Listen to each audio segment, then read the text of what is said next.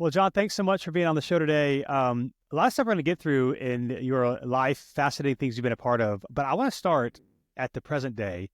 You're an author, podcaster, bodybuilder, which we'll talk about these things.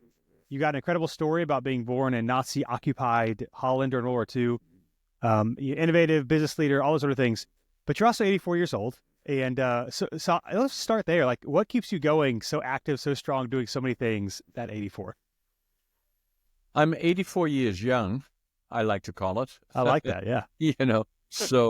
And a lot of people ask me that. They're saying, as you already said, bodybuilder, writing books, 10 different companies, blah, blah, blah, working probably still 60, 70 hours a week, and go, go, go. What does it? How do you do it? I say ADHD. That's how I do it. Okay. Well, we're going to get into that too. Before we get to that point, because I mean, that's awesome. Let me ask this too. I mean, you're saying the 60, 70 hours a week. Is your schedule kind of maybe different than it was, let's say 40, 50 years ago? Do you kind of still follow like the same routine? What does it look like for you? Yeah, that's another good question, is that I used to say when I first started building the company, for the first 30 years, I worked as long as I could stay awake. Oh, wow. So 7 days a week. Worked then, probably slept maybe 4, 6 hours a day, and the rest of the times I worked. Oh, well. And what's that today? I mean, I'm assuming that's changed maybe a little bit. Well, today it's probably, I try to, and I'm very much into health and fitness. One of the first ones about health, in my view, is get sleep. I say 8 to 9 hours, critical. And then from there on in, obviously the other ones, exercise, diet, and mental fitness, and understanding your body, blah, blah, blah, all that kind of stuff. So that's kind of where I'm different today from where I was 30 years ago. Yeah, that's crazy. So we'll get into that because I got some questions. Yeah. I want to start kind of in the beginning. You were born in Nazi-occupied Holland during World War II. You immigrated to Canada in 1965 with just $25.47 in your pocket. Yeah. Like, there you go. For those watching on YouTube, you've got a plaque there. That's awesome. Hey, like, I know you've shared your story a lot. Do you get tired of sharing your story? And then what was it like growing up for you? Yeah, so the first one, do I get tired of telling the story? No, I don't, because, what it is all about is, and always has been in my life, still is today, still is right this minute, attitude, passion, work ethic, what will follow is success. And I get depressed a lot of time by people that are negative. This is not right. That's not right. And the reason that I cannot be successful is because of this. I'm a can-do guy. Yeah. Don't tell me you can't. I'm a can-do guy. Even at 84, I intend to live till I'm 120, and I always will be a can-do guy. Wow, that's crazy. Yeah, that's awesome. So what was it like for you growing up? Well, it was a challenge. Obviously, I was born November the 1st, 1940. My mom and dad got married in 1938. They were in love. My dad had a job at a lumber company, and very quickly they had 2 children, a boy and a girl. And then their world changed. And April of 1940, my dad was drafted into the Dutch Army, and the last time they heard from him or somebody saw him was just before the bombing of Rotterdam, and after that for 5 years they would not know if he lived or died. So that's how it all kind of started. And then my mom had 2 young kids, and then pregnant with me.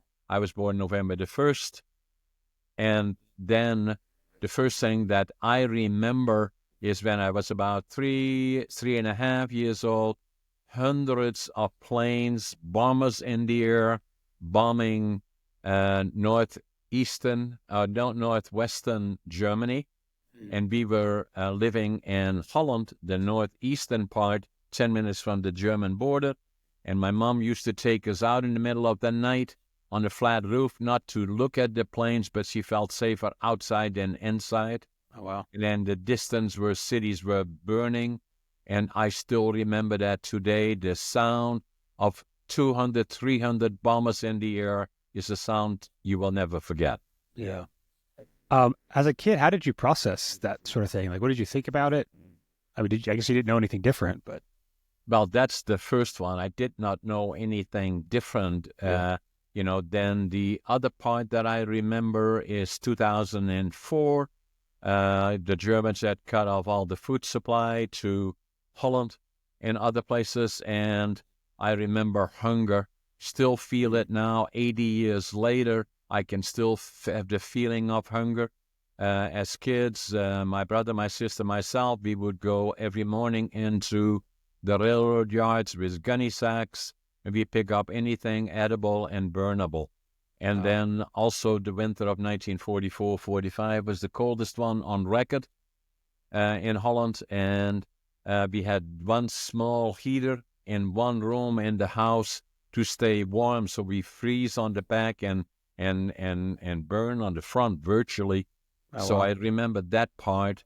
And then we were liberated by the Canadian Army, actually, as part of the Allied forces that landed in the summer of 1944 in Normandy. The Canadians made their way through France, Belgium, Holland, west side, and then pushed through the northern part of Holland where we lived. So things got pretty rough down there. Saw far too much that we should not have seen. Dead bodies, people being shot, people dragged out of their houses, bridges blowing up in front of our house, and always the fear of what would happen next, and growing up and anxiety all around me. So even at 5 years old, I had PTSD, still have today, and then still, got counseling actually for the inner child when I was into my 50s even. Wow. So it will always, what I say to people that are fortunate enough to live in North America and that bitching and complaining about everything around them, I said, you live in paradise. And once you're part of war, and I think in particular about the Ukraine, the Middle East, and all the other places in Venezuela, Cuba, China, Russia, and those kind of settings or dictatorships, that it will always stay with you. And don't believe that the war is over and everything goes back to normal. It simply doesn't. It may take generations before it goes back to a sense of normality. Yeah. Now, can you remember, I know you were really young, like the day you guys were liberated, do you have any memories of that and what that was like? Oh, absolutely. Yeah. And a lot of people, they think, look at your grandchildren, if you have any, and look at them when they are 3 or 4 years old. And I'm always looking at them in amazement because how observant they are, and in terms of realizing things around them.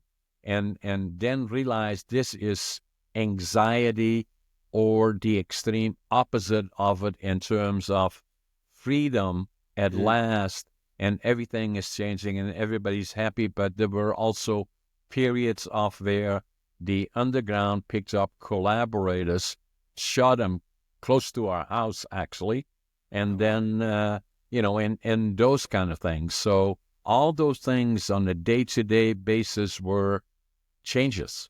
The Canadians pushing out the Germans, the dead bodies that we should not have seen, and bridges blowing up in front of our houses because the Germans blew up all the bridges so they could delay the Allied forces catching up to them before they got back to the border. All of that is still part of me. In fact, the house that I was born in is still there in northeastern Holland. And I went to the house at one point quite a number of years ago, and I said to my wife that was with me, I said, I go to the door and I know already in the house that if I look in front of the door, there's a grid. And as I look through the grid, there is a small window there. That's what I remember from the time I was 4.5 years old. And there was a little window, because that's where they put me in the crawl space underneath the house when they blew up the bridge in front of us. So the point is that it will stay with you even if you're young, because the extreme emotions on the one side as well on the other ones, will become and stay because part of your life. Yeah. Now you mentioned the last time your father was seen and nothing was known for about 5 years. Did they ever find out what happened, and what was that like for you? So he did not get killed in Rotterdam, but he went underground and fought in the Dutch underground army against the Germans. And so when he came back when we were liberated, and I always remember that he had a helmet with him that he wore, where there was a bullet that went right through the helmet, cleared his head by fractions of a centimeter or an inch, and it went right through the helmet. And for the rest, he didn't talk much about it, but he had that helmet, and it made sure an impression on me. But he was never the same again, so there's no question about that. Yeah. Wow. Now, I'm just curious. I mean, that's a long time ago, but obviously, as you're saying, it stays with you for the rest of your life. And I know the political climate is a lot different now than it was back then. But like when you think about Germany, like what do you think about it today? Do you have a hard time being near it? I don't know. What's it like for you? That's a very good question to ask me, actually. The way I've always looked at Germany, and already when I went to school when I was 6, 7, 8 years old, we already were interacting with the Germans on either side of the border. Right. That we were all victims of dictatorship, where you have a dominant dictator, Hitler, that even now standing back and is saying, how can one person so take a country and lead them into dictatorship, where they are killing off the different groups of people. And it always reminds me of, I forget now who said it, but he said first it started with religion, and Hitler killed them all, and I stood by and said nothing. And then the next thing, they killed off the ones that were the Jews, and I stand by and said nothing. And today they're knocking on my door. And so remember that how precious is our democratic government, and how dangerous it is dictatorships. We see that in Germany, we see it in Venezuela, we see it in Cuba, we see it in China, we see it in Russia, and I can go on and on and on, how lucky we are. But I'm not sure if we realize it. Yeah. And I think for those of us that obviously haven't lived through something like that, it really is hard to fully appreciate it. What an incredible story. I fast forward a little bit. You, again, eventually immigrated to Canada in 1965 with just over $25. How did you get to Canada? Why did you decide to go there? Well, as I said, maybe I didn't say that, but a number of things that had impacted my life, obviously the war. Right. But the one in particular that affected me was April the 12th, 1945. We were liberated by the Canadian Army. And it made such an impression on me that I knew from that point forward that once I grew up, I would go to the land of my heroes, Canada. Wow. And it always stayed with me. I always knew that I would. I was going to go when I was 17. My parents wouldn't let me, too young then. And then I was drafted into the Dutch Air Force for 2 years. Draft then was mandatory. And then I went when I was 23. And then the other part about it was that I wanted to start with nothing. And I couldn't speak the language, didn't know soul, didn't have a job. And I wanted to have one suitcase, 3 books, 2 sets of clothes, and very little money. Yeah. But I wanted to build a lumber mill. Yeah. And the trees are in British Columbia. And so I flew to Schiphol or Amsterdam to Montreal, and then by train across Canada, 4 days, 5 nights. Oh my God, that is a long way to go. And then arrived in Vancouver, went to the immigration department, and I could speak English, but fortunately there was a German fellow. I could speak some German. I told him what I wanted to do. He said, go to Prince George. That's where they're building sawmills and lumber mills. That's where the opportunities are. So that's what I did. Went in the bus, Greyhound, for about 12 or 14 hours, 60 years ago. virtually. I can still look out of my window here, and within 6 blocks from here was the Greyhound station, and I came off the Greyhound bus. I had my suitcase. I had 3 books, 2 sets of clothes. I counted my money at least 3 times. I had $25.47. Wow. But I had lots of attitude. I'm always positive no matter what happens. If today is a tough day, I know tomorrow is going to be better. Passion, whatever I do, I give it 125%. And work ethic. I work harder than anybody. And even still today, I get up at 5:30 in the morning. And I always make my bed. I always think I'm late, and I work hard every day, and I enjoy every day. Yeah. So you get there, you get in the lumber industry. You have, I think, what at least today is called Brink Forest Products, and you've kind of led a lot of things. I want to talk about maybe some of the lumber industry for those of us that are not into it. But why was that like the field that you wanted to be in when you got there? Well, there was a reason for it, because my dad worked in the forest industry. It was not entrepreneurial. He didn't own a mill. Mm-hmm. But already from a young age, my grandfather was a master carpenter. Oh, wow. And I say a master carpenter because in Europe, where I grew up in Holland, being a master carpenter was looked up at. Like here we look up at lawyers. Too often we look at trades that we have and look at it like down rather than up. And so I learned to become respectful of those professions. Yeah. So I liked that. So I knew already from a young age that I would go into the lumber. That was a given to me, and I liked it. And then academically, I was not a success story.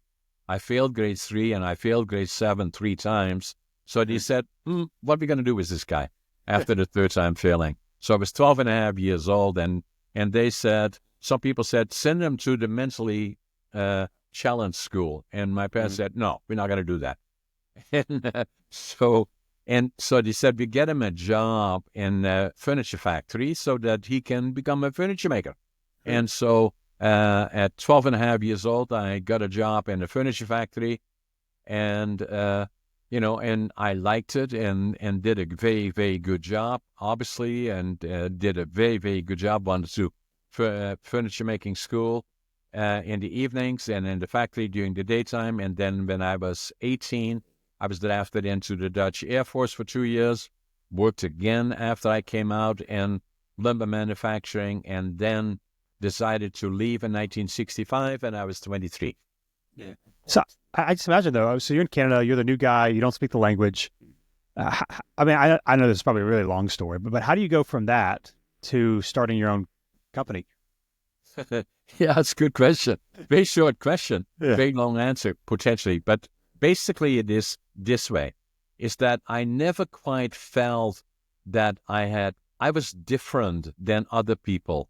And so when I left school and for the 3rd time failed grade 7, and then became a laborer, kids can be hard on each other. The friends that I used to have kind of looked down on me because I was a laborer. And where they together rode in bikes all together to school, I was not part of that group any longer. And I was on my bike alone as a laborer going to work. And and I always knew I was just as smart as the others, not better than, right, but there was something different about me, and I didn't know what it was.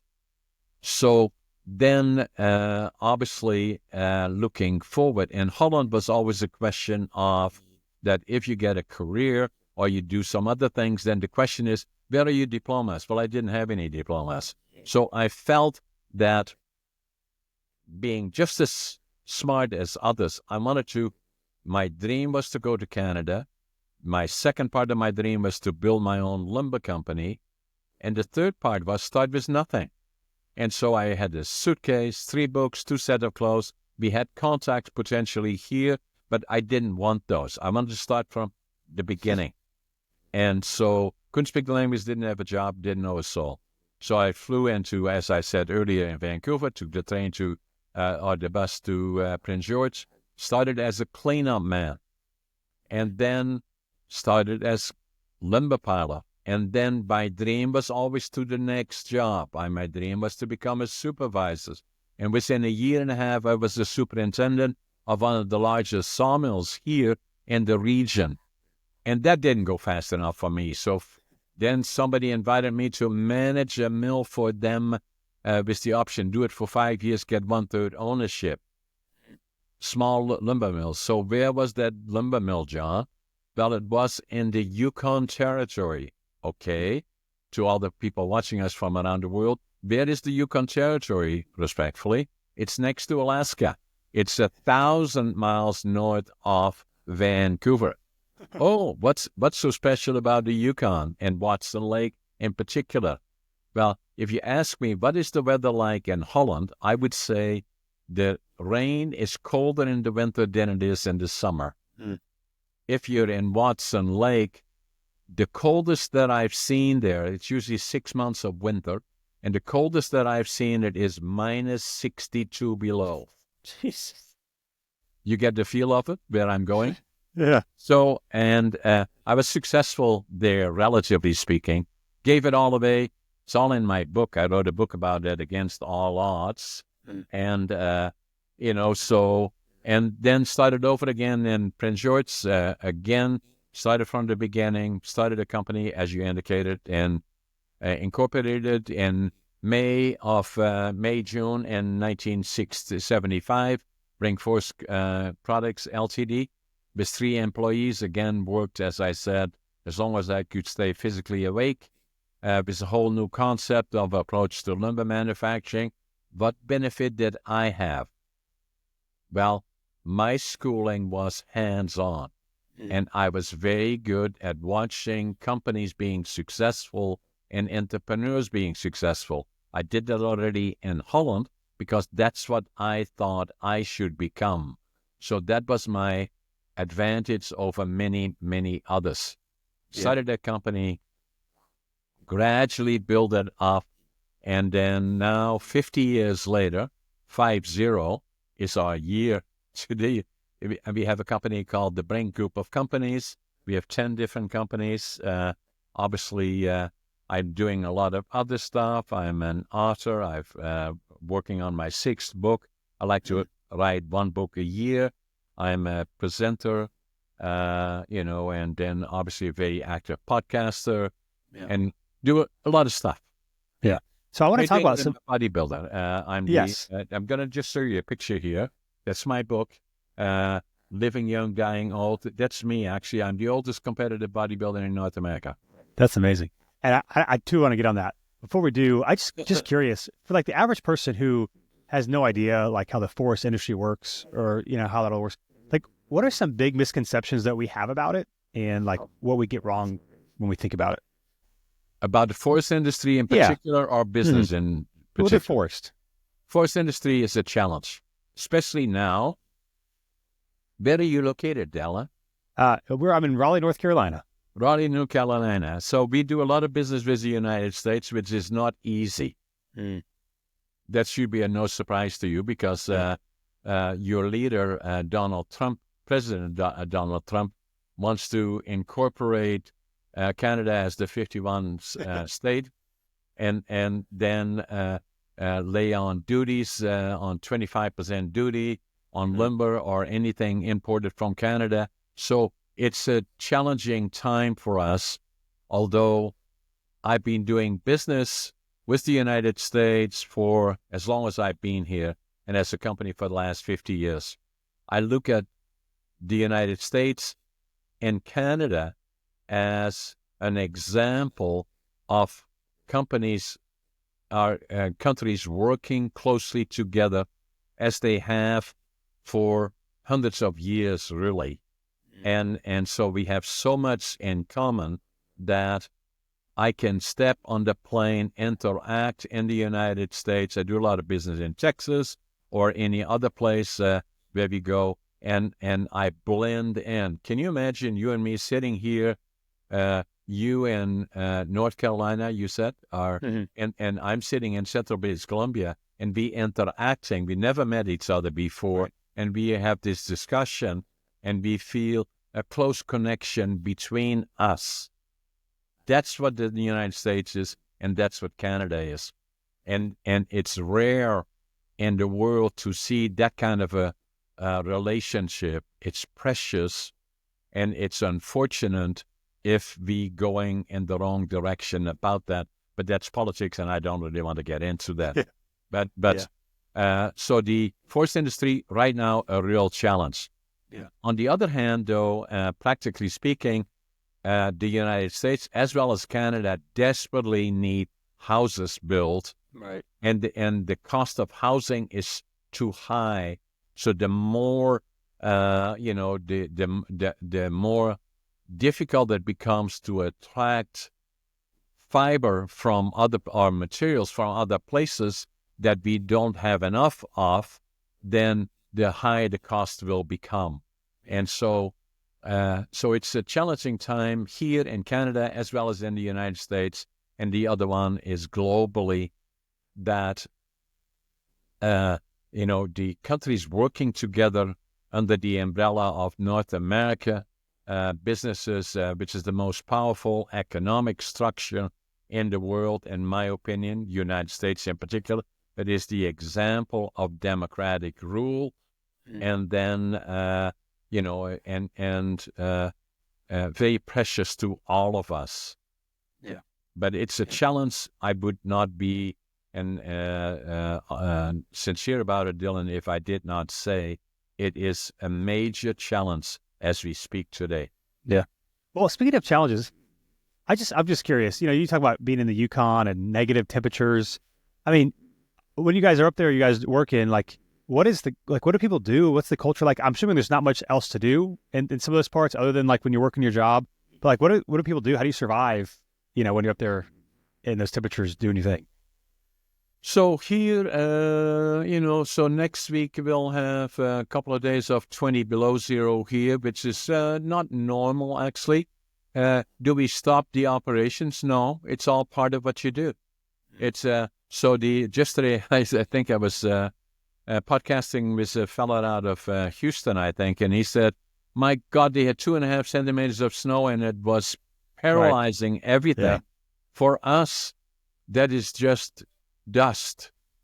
Next week we will have probably 1 meter of snow, and we deal with that. Yeah. And then it may get 20 below, and saying, okay, just make sure so the point that I'm making is this, Dylan: you live with the realities that you encounter, and then getting used to it. No, not necessarily, but at the same time, you cannot just kind of close the door and say, okay, too cold. Yeah, for sure. 60. No, I must honestly admit, 60 below, we don't operate. But it used to be. When I first started here, the temperature was colder because of global warming. All the stuff that you likely know is that we used to pile lumber outside on the green chain, even when it was 25 below. And I remember me piling lumber 8 hours a day on the green chain with between 20 and 25 below zero. That's incredible. Well, there's so many more questions you could ask. I want to get to some of the other things that you're doing.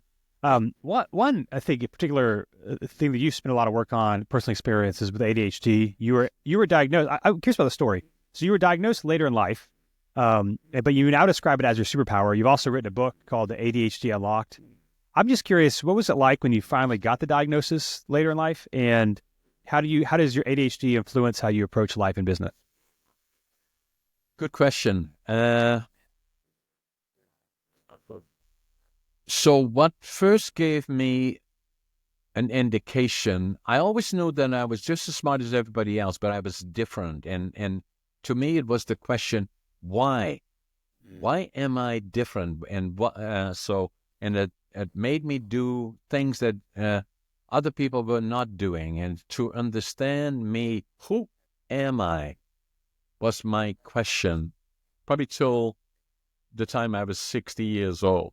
Wow. And so after I was here already in Prince George or in Canada for 32 years, in 1997, already was very successful in companies that I did, but I didn't feel very good about it. A lot of people said to me, "Oh, you're so successful," and blah, blah, blah. I didn't feel that way. Yeah. And so then I walked into a store and I picked up a book. And the title of the book was Driven to Distraction, written by Dr. Halliwell. I don't know why I picked it up. And as I started reading, it was about ADHD. I had never even heard of ADHD. Never even heard of it. And I said, oh my God, that's me. And I have the book in my studio. If I was hosting, then I would show you the book because I do it from my studio. I'm in a boardroom of one of my companies here as we podcast. So, but that's the book that I picked up. And so I wrote in that book that I picked up in January 1997. In Dutch, I wrote in it, now I finally know who I am. And so the more I read about it, first, I thought it had a stigma implying that it is a mental disorder of some sort. The more I started reading about it, the more I went to Google and looking at it, the more I became convinced that this is not a liability.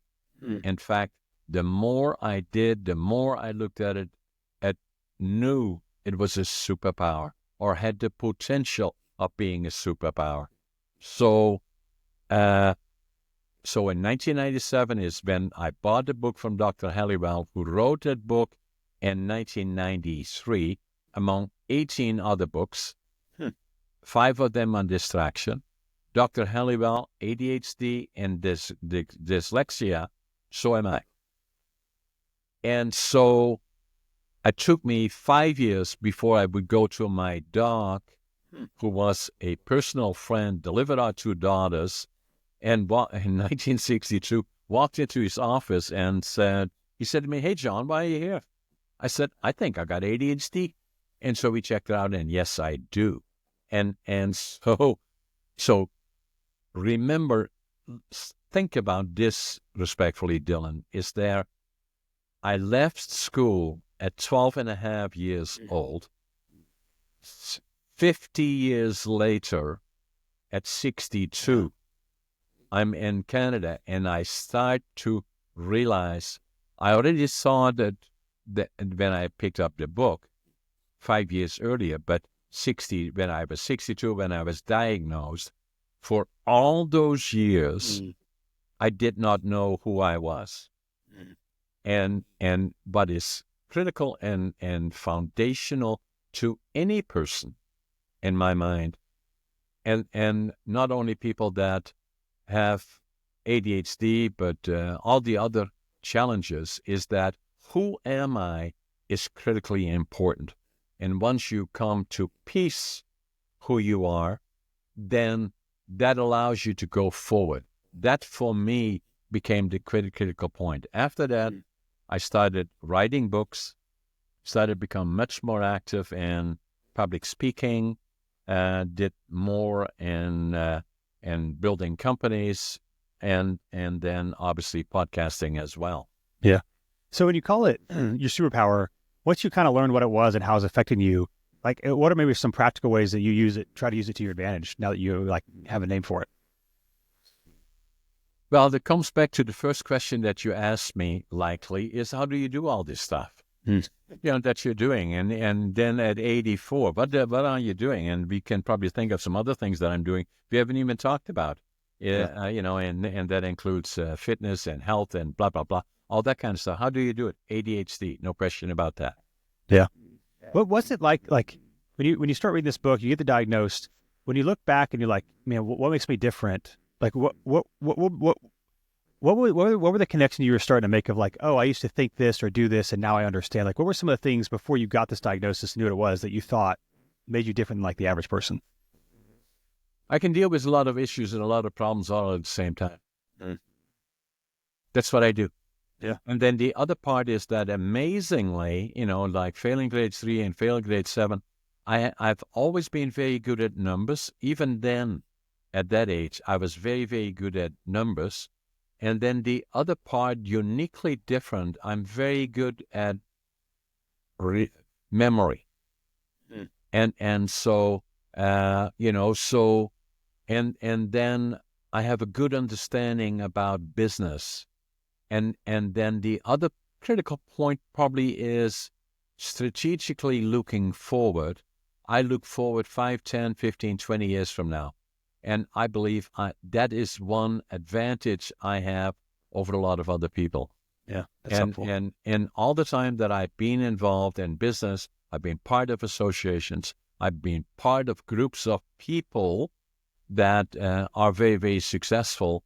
And those are some of the elements that have made me more successful than others have been in business like I'm in now, And although things are challenging, but that's usually when I'm the best.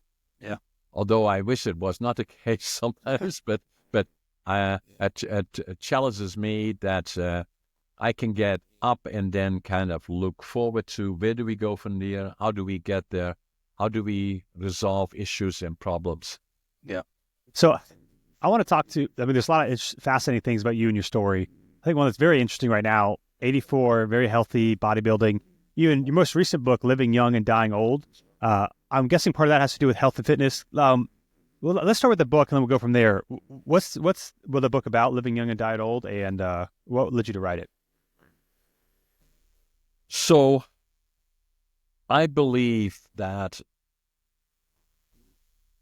quality of life is most important. It's not the number.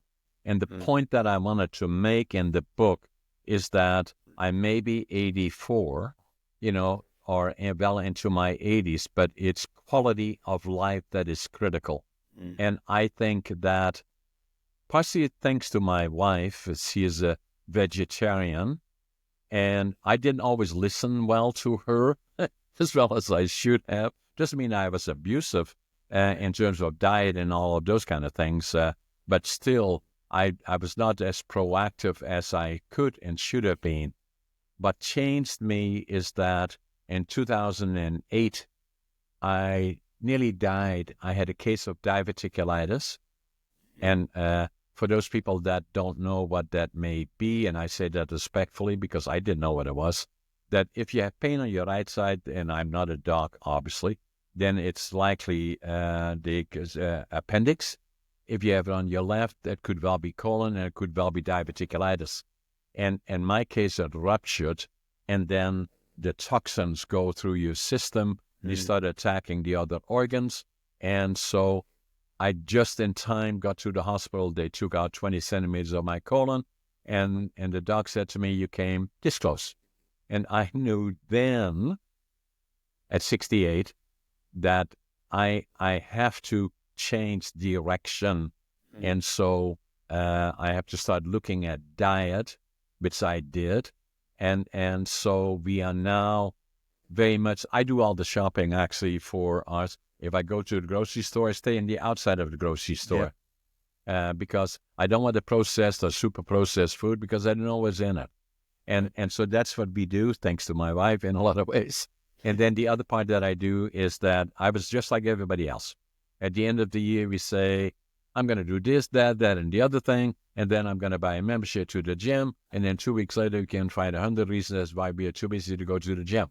Right. So for me, I work on appointments and commitments. So I hired a trainer, and 15 years ago in 2009, started to work out. And after I did that for about 5-6 years, somebody came up to us and said, "Hey, John, have you ever thought about competition?" I said, "Me? Yeah." And I said, "Why not?" Right? It's a challenge that I like. And so I started competing, and, I became first in Northern British Columbia, came second in bodybuilding, third in physique. That qualified me for the provincial. I came in third in physique, second in bodybuilding, qualified me for the nationals and the Arnolds. Then COVID came. Oh. And so I slowed down. Now for the last year or so, I'm again working very, very hard on, after this podcast, I'm going to go to the gym. I have a trainer working very, very hard, and I'm again competitive. And this is what I look like today. and getting ready for the Arnolds. I'll tell you what, a story that it is never too late. I mean, that's one right there. Started in your 60s. That's incredible. That's incredible. I mean, so I just got to ask, like, I mean, big picture, what is your kind of like your training and dieting look like for you? Well, just like I said, very conscientious about diet. And depending on what stage I'm in training, I may modify it somewhat, for the training for, posing and competing in a different area. So, but otherwise, for diet, mainly plant-based, and so I'm very conscientious about supplements, for one, and my wife has been very proactive there. So I'm probably more than anything vegan. I would say close to vegetarian, but more than anything vegan. And then, with going to the gym, we work very structured through the body from top to bottom, every 3 days a week, 3 hours. But when I'm in the gym, I work hard. Yeah. And that's what I do, and I love it. And the amazing thing, Dylan, is that, and that's what I say to other people, that sleep is extremely important. I sleep 8 to 9 hours a day. The next one is diet, extremely important. I believe, know what you eat. Supplements, very critical.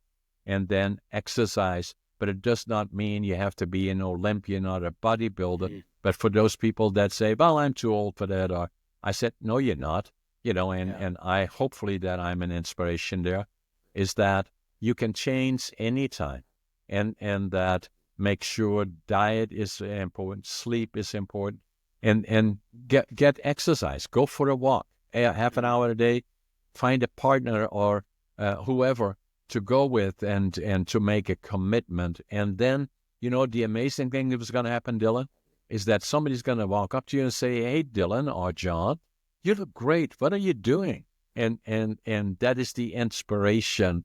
And you know already that once, and I know that from my experience, once you do this for a period of time, in my case, 15 years, I look forward going to the gym. I love it.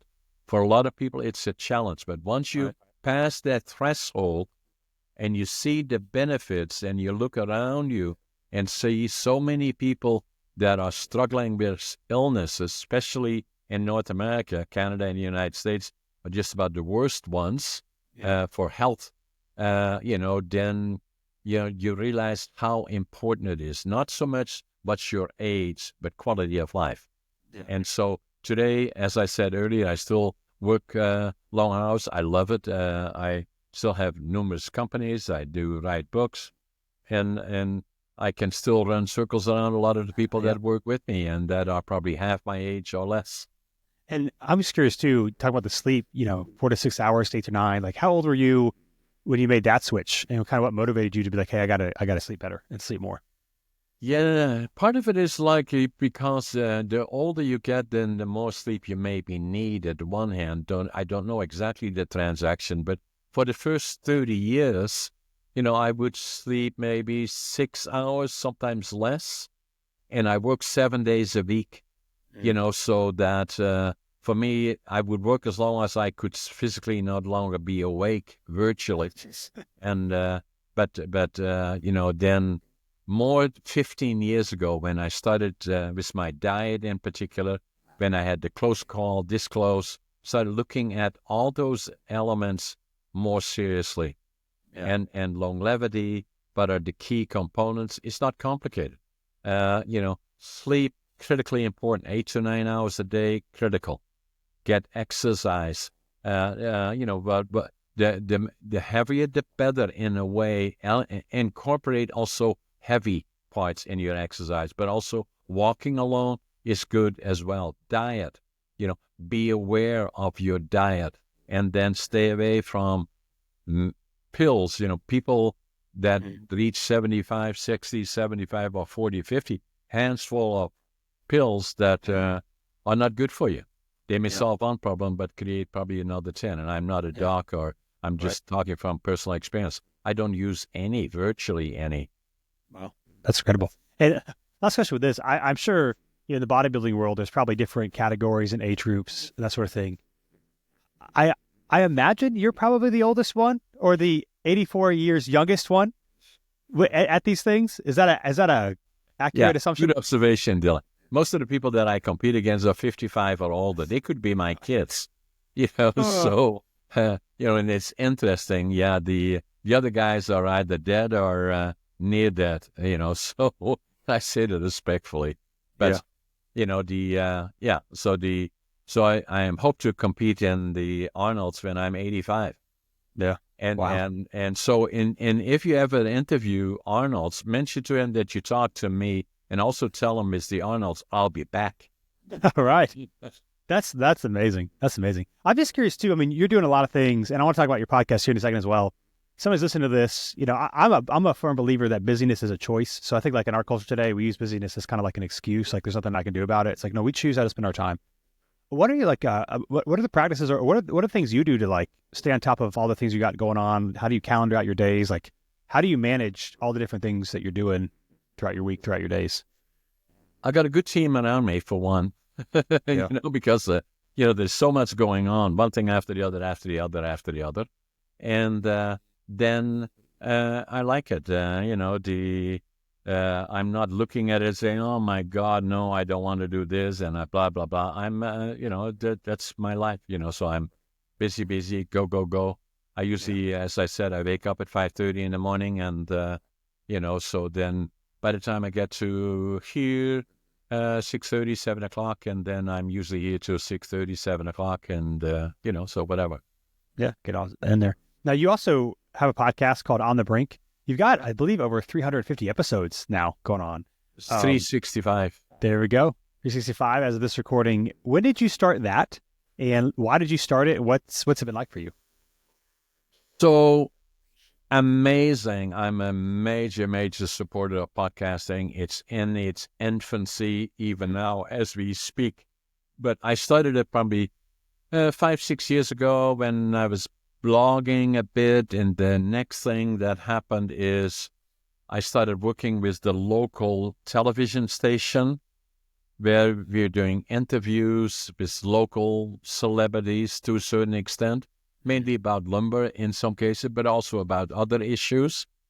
Then what happened is COVID came, and we couldn't do that anymore. And then I had an apartment here in Prince George, and I was not using it really. I bought it as an investment and said, well, let's turn it into a studio. And so we did.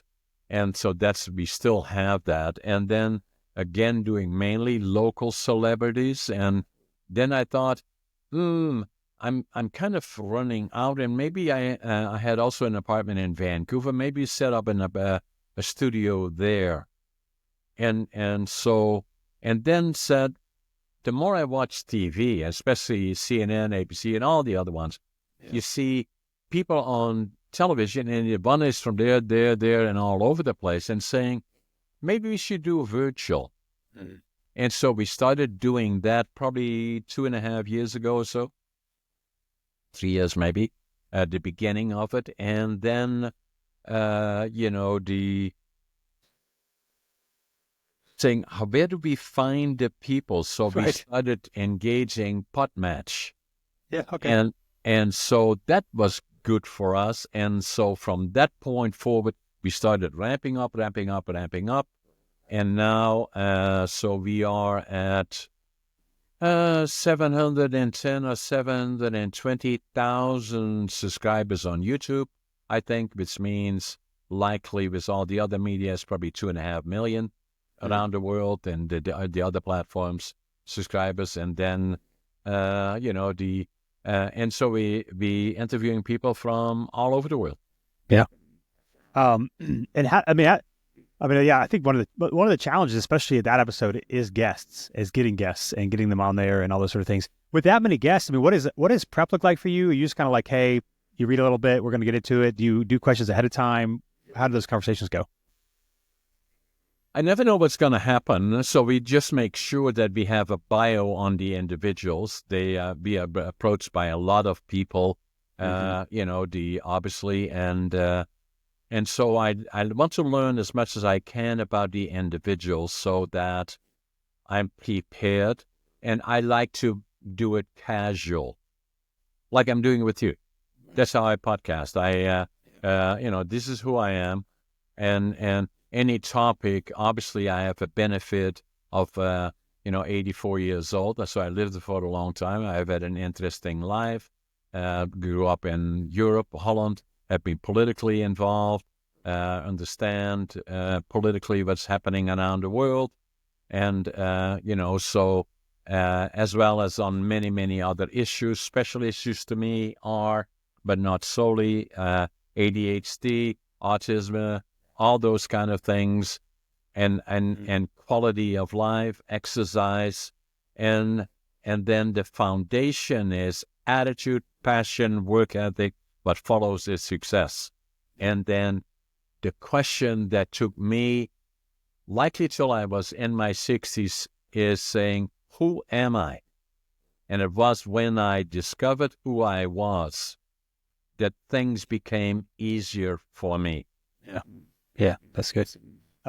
Speaking of who you are, again, doing a lot of things. If you had to maybe choose one or two of your most favorite things that you're currently involved in, like right now, what gets you the most excited?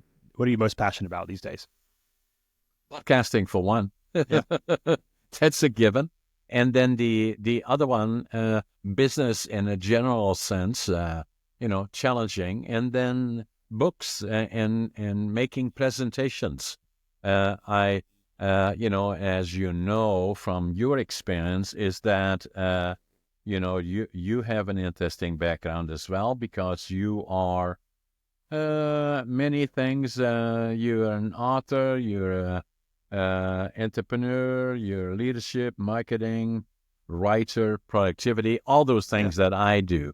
Is that I'm a very good presenter, and but I have dyslexia, so I'm not a very good reader, but I have an amazing memory, so that when I do presentations, nobody will forget me.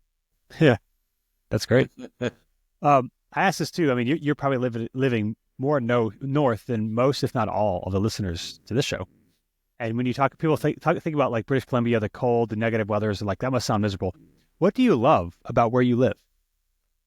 I love Canada, for one. I love it. And secondly, if I'm in Canada, what I love in particular is British Columbia, because the nature of British Columbia and the northern part of British Columbia in particular, and I use that a lot of times when I introduce myself in my podcast when I'm hosting, I say it is paradise. And so in Prince George, about 80,000 people, and all around us is nature. We have black bears, grizzly bears, moose, caribou, foxes, and all living around us. And then I fly around a lot in North America, including the United States, and in particular, the west coast of the United States is in particular beautiful, and so a lot of times when I fly around, I sit by the window and I look outside and say it's paradise. Yeah. So I love it here.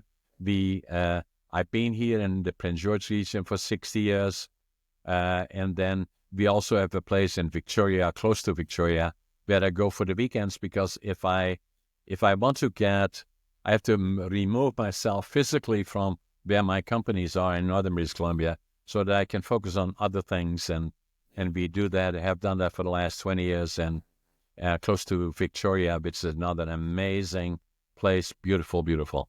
That's great. Well, John, I appreciate sharing your story today and all the things you've been through. Considering the fact that you are only 84 years young, what is something you're looking forward to in the future? Any future goals or plans or dreams that you're working towards?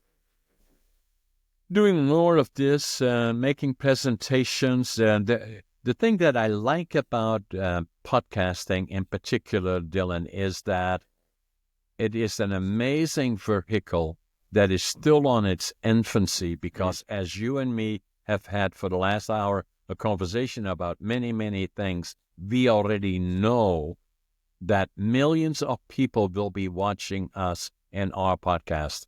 That's amazing, because to me, what would be most rewarding, and I know will happen, and I'm not using ego here, but of the things that we discussed, people will get inspiration from it, or understanding about it, or feeling better about it.